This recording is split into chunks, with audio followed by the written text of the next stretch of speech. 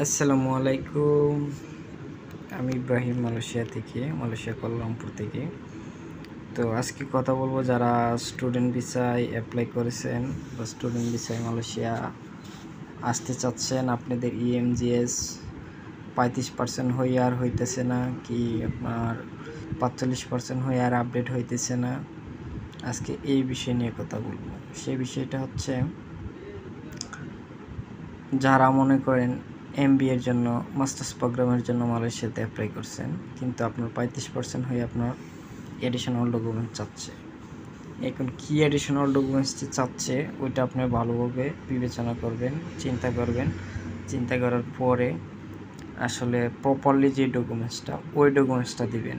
ঠিক আছে, দেওয়ার পরে ইনশাল্লাহ আপনাদের ইএমজিএস অ্যাপ্রুভ হবে। সেই ক্ষেত্রে দেখা যাচ্ছে আপনাদের মাস্টার্স প্রোগ্রামের ইএমজিএস রিজেক্ট হয় এবং 35% কি 45% হওয়ার পরে আপনার এটা থেকে যায় আর আপডেট হচ্ছে না অনেক দিন পর।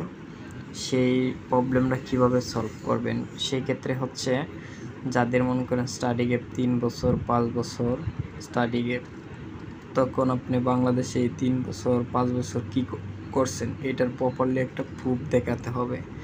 যেমন ধরেন আপনি চাকরি করছেন, চাকরি করার পরে আপনার এমপ্লয়মেন্ট লেটার, এই লেটারটা দেখাতে হবে।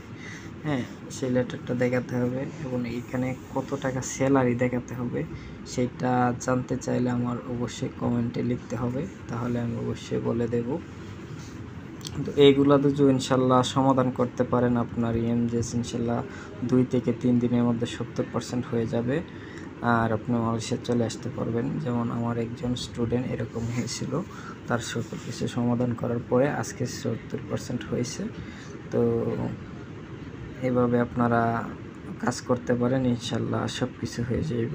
আশা করি ভালো আছেন, ভালো থাকবেন।